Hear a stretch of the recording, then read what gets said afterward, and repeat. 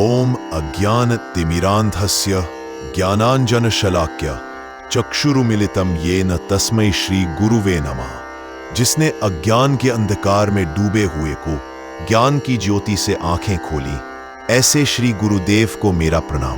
क्या आपने कभी आईने में खुद को देखा है और सोचा है कि मैं कौन हूं? नहीं, मेरा मतलब सिर्फ एक नाम, एक शरीर या एक पहचान पत्र से नहीं है। मैं उस गहरे सवाल की बात कर रहा हूं जो आपके अस्तित्व की सबसे बड़ी पहेली है। यह सवाल सदियों से हर महापुरुष, हर संत और हर ज्ञानी को परेशान करता आया है। बुद्ध ने इसे जानने के लिए सारा राजपाट छोड़ दिया। महावीर ने इसके उत्तर में मौन साध लिया। कृष्ण ने अर्जुन को गीता में यही प्रश्न सुलझाने की कोशिश की। और आज यह सवाल आपके सामने खड़ा है, आप कौन हैं? अगर आप सोच रहे हैं कि इसका जवाब आपको तुरंत मिल जाएगा, तो आप बहुत बड़ी गलती कर रहे हैं। यह दुनिया की सबसे जटिल पहेली है और इसे हल करने के लिए आपको उस यात्रा पर निकलना होगा जिस पर बहुत कम लोग चल पाए हैं।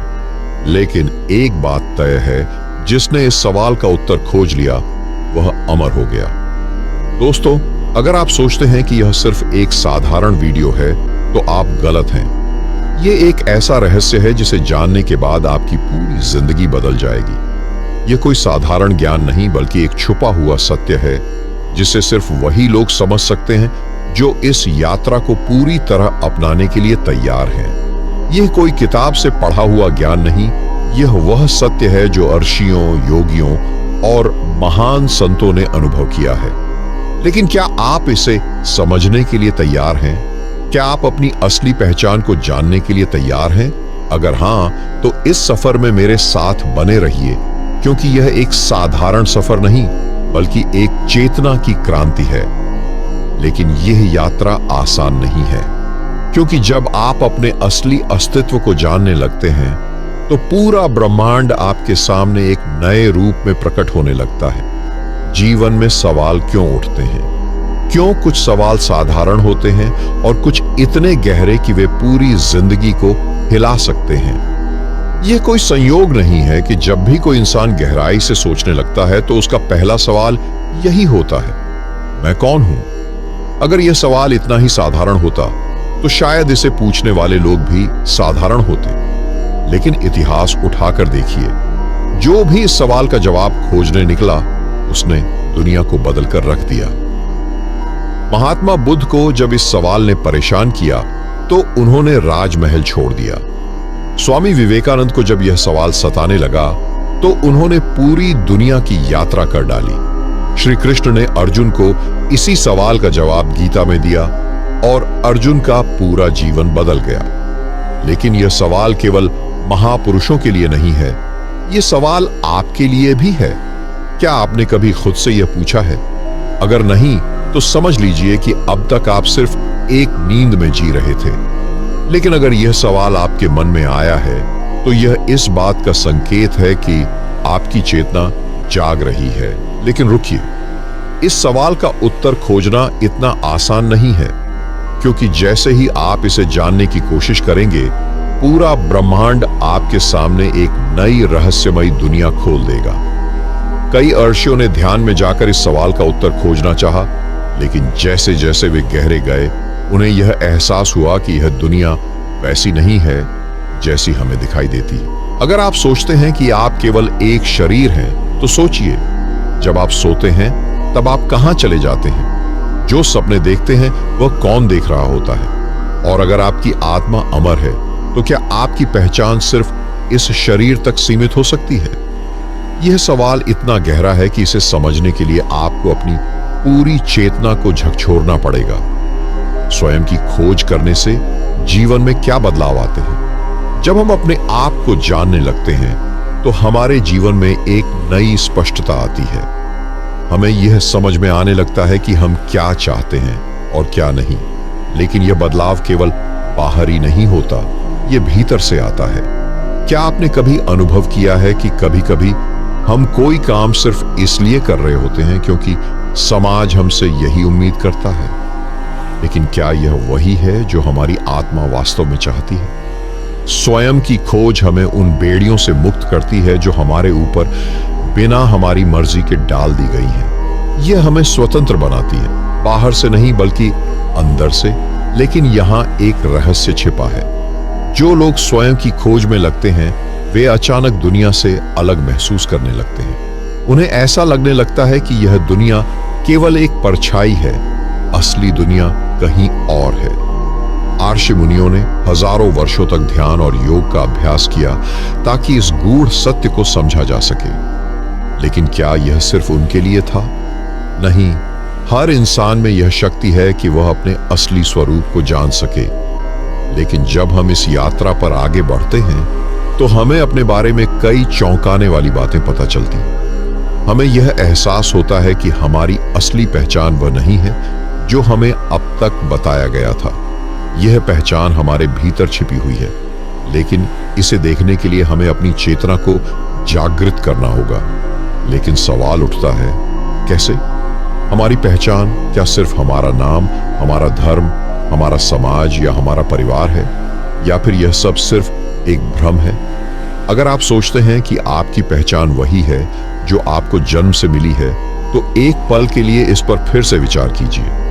क्या आपने कभी गौर किया है कि जब कोई बच्चा जन्म लेता है तो वह किसी भी भाषा, धर्म या परंपरा से नहीं जुड़ा होता? उसे यह सब बाद में सिखाया जाता है। उसे बताया जाता है कि वह कौन है, उसका नाम क्या है, वह किस जाति या धर्म से ताल्लुक रखता है। लेकिन अगर यही बच्चा किसी और देश में, किसी और माहौल में जन्म लेता, तो क्या उसकी पहचान वही होती?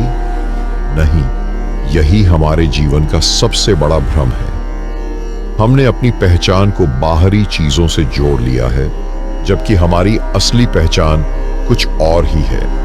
जो लोग इस सच को पहचान लेते हैं वे पूरी दुनिया को एक नए नजरिए से देखने लगते हैं। क्या आपने कभी उन संतों और महापुरुषों के बारे में सुना है जिन्होंने अपनी बाहरी पहचान को पूरी तरह से त्याग दिया था? बुद्ध ने अपने राजसी जीवन को छोड़ दिया, महावीर ने अपने सारे वस्त्र तक त्याग दिए, रामकृष्ण परमहंस ने खुद को किसी भी धर्म या पहचान से ऊपर उठा लिया।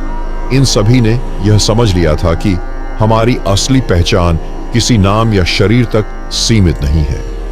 लेकिन क्या इसका मतलब यह है कि हमें भी सब कुछ छोड़कर जंगल में चला जाना चाहिए? नहीं, क्योंकि यह यात्रा भीतर से होती है, बाहर से नहीं।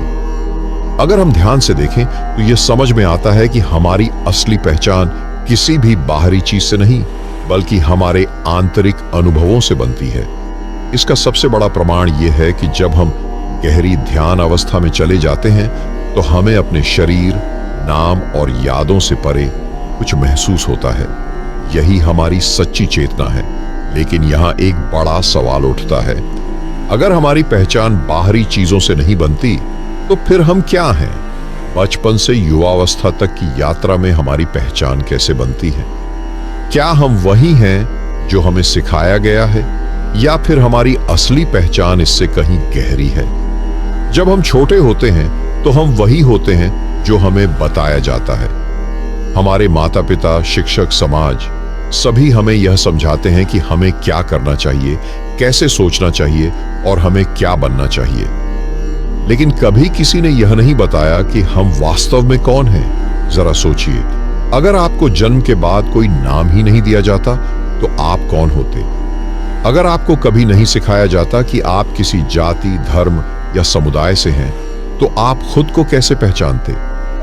यहीं पर सबसे बड़ा रहस्य छिपा है। हम अपनी पहचान बाहरी चीजों से जोड़ते हैं, लेकिन हमारी असली पहचान बाहरी नहीं बल्कि भीतरी होती है।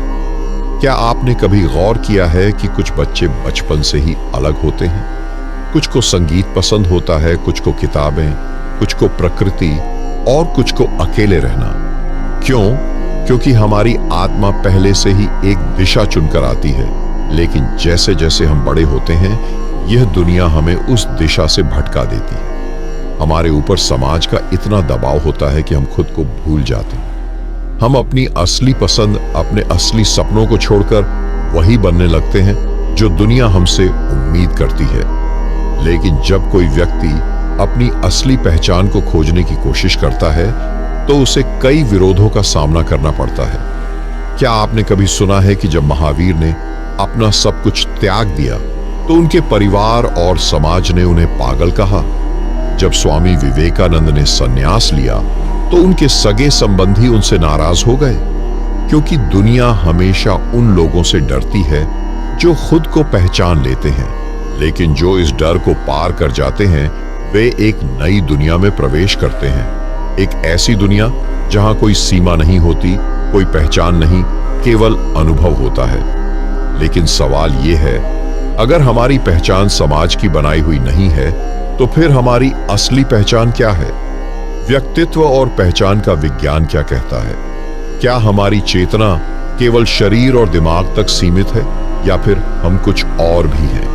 अगर आप सोचते हैं कि आप केवल एक शरीर और दिमाग हैं, तो जरा सोचिए, जब आप सोते हैं तब आप कहां चले जाते हैं? जो सपने आप देखते हैं वे कौन देख रहा होता है? और जब आप गहरे ध्यान में होते हैं तो वह कौन है जो शांति को महसूस करता है? यहीं पर सबसे बड़ा रहस्य छिपा है। हम जो सोचते हैं वह केवल हमारा दिमाग सोचता है, लेकिन जो महसूस करता है, जो जीवन को जीता है, वह हमारी चेतना है।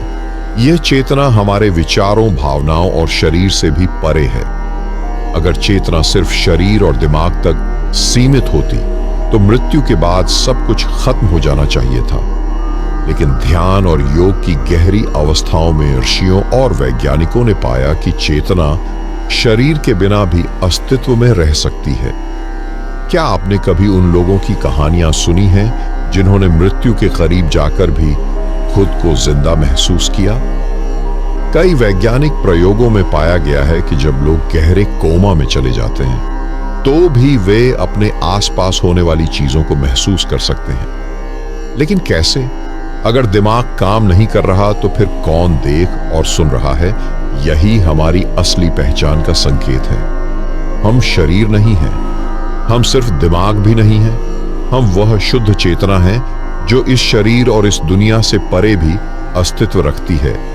यह विज्ञान भी मानता है कि हमारा दिमाग केवल एक रिसीवर की तरह काम करता है जो चेतना को ग्रहण करता है। लेकिन यह चेतना कहां से आती है? क्या यह ब्रह्मांड से जुड़ी हुई है? क्या यह अनंत है? जो लोग ध्यान और साधना में गहराई तक जाते हैं वे इस चेतना को महसूस कर सकते हैं। यही कारण है कि महान योगी और ऋषि हजारों साल तक ध्यान में बैठ सकते थे बिना किसी बाहरी ऊर्जा के। वे किसी और स्रोत से ऊर्जा ले रहे थे, एक ऐसी ऊर्जा जो हमारी चेतना से जुड़ी हुई है। लेकिन अगर हम यह चेतना हैं तो फिर हमें यह क्यों भूल जाता है? क्यों हम खुद को केवल एक नाम, एक शरीर और एक दिमाग तक सीमित कर लेते हैं? आध्यात्मिक दृष्टिकोण से स्वयं की खोज कैसे की जा सकती है? क्या ध्यान और साधना वास्तव में हमारी चेतना को जागृत कर सकते हैं? अगर हम किसी योगी या संत से पूछें कि मैं कौन हूं, तो वे कोई किताब से पढ़ा हुआ उत्तर नहीं देंगे। वे कहेंगे, जानना चाहते हो तो अपनी आंखें बंद करो और भीतर देखो, क्योंकि यह उत्तर पढ़कर नहीं, केवल अनुभव से ही जाना जा सकता है। जब कोई व्यक्ति गहरे ध्यान में जाता है तो उसे एक नई दुनिया का अनुभव होता है। पहले उसे सिर्फ अंधेरा दिखाई देता है, लेकिन जैसे जैसे उसकी एकाग्रता बढ़ती है वह प्रकाश, ऊर्जा और अनोखे कंपन यानी वाइब्रेशंस को महसूस करने लगता है। क्या आपने कभी महसूस किया है कि जब आप किसी शांत जगह पर बैठते हैं और गहरी सांस लेते हैं तो आपका मन हल्का और शांत होने लगता है? यह कोई साधारण घटना नहीं है, यह इस बात का संकेत है कि आपकी चेतना जागने लगी है। ऋषियों ने हजारों साल पहले यह रहस्य खोज लिया था कि अगर हम अपने विचारों को शांत कर लें तो हमें अपनी असली पहचान का अनुभव होने लगता है। यहां एक बड़ा रहस्य छिपा है। आपकी चेतना केवल शरीर के भीतर नहीं है, यह पूरे ब्रह्मांड में फैली हुई है। योगी जब ध्यान में जाते हैं तो वे खुद को शरीर से अलग अनुभव करने लगते हैं। वे ऐसा महसूस करते हैं जैसे वे केवल एक ऊर्जा मात्र हैं, एक शुद्ध प्रकाश। यही आत्मा का अनुभव है, लेकिन इस अवस्था तक पहुंचना इतना आसान नहीं है, क्योंकि हमारा मन हमेशा भागता रहता है, कभी अतीत में, कभी भविष्य में, और जब तक मन शांत नहीं होता तब तक हमें अपनी असली पहचान का अनुभव नहीं हो सकता। तो क्या इस चेतना को जागृत करने का कोई तरीका है? हाँ, योग और ध्यान की कुछ गुप्त विधियां ऐसी हैं जिनके द्वारा हम अपने भीतर की चेतना को पूरी तरह से जागृत कर सकते हैं। प्राचीन आर्षियों ने इन विधियों को इतने गुप्त तरीके से रखा कि सिर्फ वही लोग इन्हें सीख सकते थे जो पूरी तरह से तैयार होते थे। लेकिन अब यह ज्ञान धीरे धीरे दुनिया के सामने आ रहा है। लेकिन क्या हर कोई इस ज्ञान को प्राप्त कर सकता है? लेकिन जब कोई व्यक्ति इस आत्म खोज की यात्रा पर निकलता है तो उसे सबसे पहले समाज और बाहरी दुनिया की धारणाओं से लड़ना पड़ता है। क्या आपने कभी गौर किया है कि जब भी कोई व्यक्ति अपनी असली पहचान को जानने की कोशिश करता है तो समाज उसे रोकने की कोशिश करता है? उसे बताया जाता है कि ऐसा मत सोचो, यह सही नहीं है। लेकिन क्यों? क्योंकि समाज हमेशा आपको एक ढांचे में देखना चाहता है। वह चाहता है कि आप वैसा ही सोचें जैसा बाकी लोग सोचते हैं। लेकिन जो लोग इस दायरे से बाहर निकलते हैं वे असली रहस्य को जान जाते हैं। क्या आपने कभी महसूस किया है कि जब आप ध्यान या आत्मचिंतन करते हैं तो आपको एक अजीब सा आनंद मिलता है? यह कोई साधारण चीज नहीं है।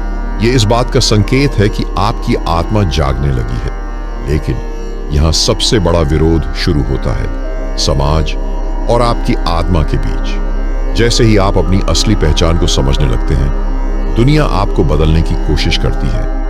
क्योंकि अगर आप सच में जान गए कि आप इस शरीर, नाम या पहचान से परे हैं, तो आप किसी भी बाहरी नियंत्रण से मुक्त हो जाएंगे। और यही समाज को सबसे ज्यादा डराता है। महान ऋषि और योगी इसी कारण जंगलों और गुफाओं में चले गए, क्योंकि वे यह समझ चुके थे कि यह दुनिया केवल एक भ्रम यानी इल्यूजन है। लेकिन क्या आत्म खोज के लिए हमें भी समाज से भागने की जरूरत है? नहीं। अगर हम इस दुनिया में रहते हुए भी अंदर से मुक्त हो जाएं, तो यही सबसे बड़ा योग है। लेकिन यह इतना आसान नहीं है, क्योंकि यह दुनिया हमें बार बार हमारी झूठी पहचान की याद दिलाती है। तो क्या इस दुनिया में रहते हुए भी हम अपने असली स्वरूप को पहचान सकते हैं? कला और स्वयं की अभिव्यक्ति कैसे जुड़ी हुई है? क्या संगीत, लेखन और रचनात्मकता हमें हमारी असली पहचान से जोड़ सकते हैं? जब हम कोई मधुर संगीत सुनते हैं तो क्यों हमें लगता है कि यह हमें कहीं और ले जा रहा है? जब हम कोई कविता पढ़ते हैं तो क्यों ऐसा लगता है कि यह हमारी आत्मा से बातें कर रही है? यहीं पर सबसे बड़ा रहस्य छिपा है। कला केवल बाहरी दुनिया की चीज नहीं है, यह आत्मा का संदेश है। यह वह माध्यम है जिससे हमारी चेतना खुद को अभिव्यक्त करने की कोशिश करती है। क्या आपने कभी देखा है कि दुनिया के सबसे महान कलाकार, कवि और संगीतकार सामान्य जीवन नहीं जीते थे? वे दुनिया से कटे कटे से रहते थे, क्योंकि वे किसी और ही दुनिया में डूबे हुए थे। मीरा के भजन सिर्फ शब्द नहीं थे, वे उनकी आत्मा की पुकार थे। कबीर के दोहे केवल कविता नहीं थे, वे उनके अनुभव की गहराई से निकले सत्य थे। रविंद्रनाथ टैगोर की रचनाएं केवल साहित्य नहीं थीं, वे आत्मखोज की यात्रा के पद चिन्ह थे। क्योंकि जब कोई व्यक्ति कला में डूब जाता है तो वह अपने भीतर की सच्चाई को व्यक्त करने लगता है। क्या आपने कभी यह अनुभव किया है कि जब आप कोई गीत गुनगुनाते हैं, कोई चित्र बनाते हैं या कुछ लिखते हैं तो आपको एक अनोखी शांति मिलती है? यह इस बात का संकेत है कि आपकी आत्मा जागने लगी है। क्योंकि हमारी चेतना जब भीतर से बहती है तो वह शब्द, ध्वनि, रंग और लय के रूप में बाहर आती है।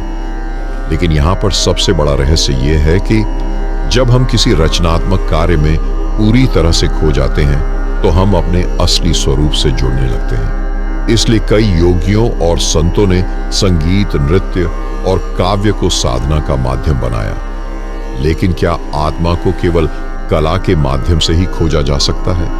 संघर्ष और स्वयं की खोज कैसे जुड़े हुए हैं? क्या जीवन के संघर्ष हमें हमारी असली पहचान तक ले जा सकते हैं? क्या आपने कभी गौर किया है कि जब हम किसी कठिन दौर से गुजरते हैं तो हमारी सोचने और समझने की शक्ति पहले से ज्यादा तेज हो जाती है? जब जीवन हमें सबसे बड़ी चुनौती देता है, तभी हमें यह एहसास होता है कि हमारे भीतर छुपी हुई असली शक्ति क्या है। यही संघर्ष का सबसे बड़ा रहस्य है। अगर हम इतिहास में देखें तो हर महान आत्मा ने अपने जीवन में कठिन संघर्षों का सामना किया है।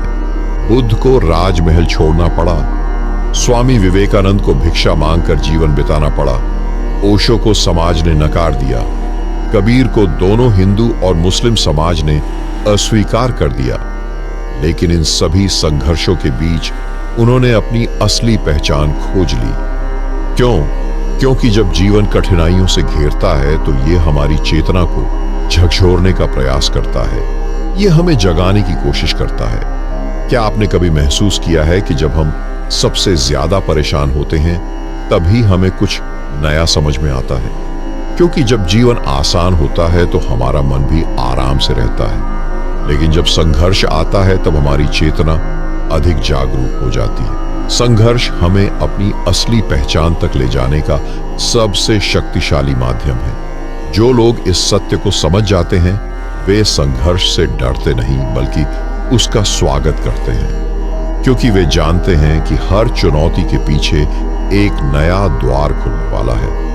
अगर हम संघर्ष से भागते हैं तो हम अपनी असली शक्ति को कभी नहीं जान पाएंगे, लेकिन अगर हम इसे स्वीकार करते हैं तो हम उस स्थिति में पहुंच सकते हैं जहां हमारे अंदर कोई भय, कोई कमजोरी नहीं बचती। यही आत्म खोज की अंतिम अवस्था है, जब व्यक्ति अपने संघर्षों को गले लगा लेता है और यह समझ जाता है कि हर कठिनाई केवल उसे जगाने के लिए आई है। और यही वह पल होता है जब हम अपनी असली पहचान को पूरी तरह से महसूस करने लगते हैं। अब सवाल उठता है, क्या आप इस यात्रा को केवल एक कहानी की तरह सुनेंगे या इसे अपने जीवन में अपनाएंगे? क्योंकि यह यात्रा यहीं खत्म नहीं होती, यह तो बस एक शुरुआत है। दोस्तों, यह कोई साधारण ज्ञान नहीं था, यह एक रहस्य था जिसे जानने के बाद आपकी पूरी जिंदगी बदल सकती है। इस पूरी यात्रा में हमने यह समझा कि हम केवल एक नाम, शरीर या समाज की पहचान नहीं है, हम इससे कहीं अधिक हैं। अगर आप इस पूरी यात्रा को ध्यान से सुन चुके हैं तो अब आपको यह एहसास हो गया होगा कि जीवन केवल वही नहीं है जो हमें दिखाई देता है। हमारा अस्तित्व इससे कहीं गहरा और विशाल है, लेकिन यह केवल शुरुआत है। जो लोग इस यात्रा को केवल सुनकर छोड़ देते हैं वे वापस उसी दुनिया में चले जाते हैं जहां वे पहले थे, लेकिन जो इसे अपनाते हैं वे अपने जीवन में एक नए द्वार को खोल देते हैं, जहां ज्ञान है, शांति है और आत्म जागृति की शक्ति है। अब यह आप पर निर्भर है, क्या आप इसे केवल एक कहानी की तरह सुनकर भूल जाएंगे या फिर इसे अपने जीवन में उतारेंगे? अगर आपको यह ज्ञान उपयोगी लगा, अगर आपको लगा कि यह रहस्य आपको कुछ नया सिखा गया, तो इस चैनल से जुड़े रहिए, क्योंकि यह सिर्फ एक वीडियो नहीं था, यह एक पूरी आध्यात्मिक यात्रा की शुरुआत थी। हम आगे भी ऐसे ही रहस्यमयी, गहरे और जीवन बदलने वाले ज्ञान आपके लिए लाते रहेंगे। ईश्वर आप सबका कल्याण करे। तो आज की इस दिव्य चर्चा में बस इतना ही। आपको ये वीडियो कैसी लगी? अपने विचार हमें नीचे कमेंट में जरूर बताइए। यदि यह जानकारी आपको उपयोगी लगी हो तो इसे अपने प्रियजनों तक पहुंचाएं, ताकि अधिक से अधिक लोग इस ज्ञान से लाभान्वित हो सकें। और यदि आप हमारे चैनल पर नए हैं तो इसे सब्सक्राइब करना न भूलें, ताकि ऐसे ही प्रेरणादायक विषयों से आप जुड़े रहें। फिर मिलेंगे अगली वीडियो में, तब तक के लिए धन्यवाद।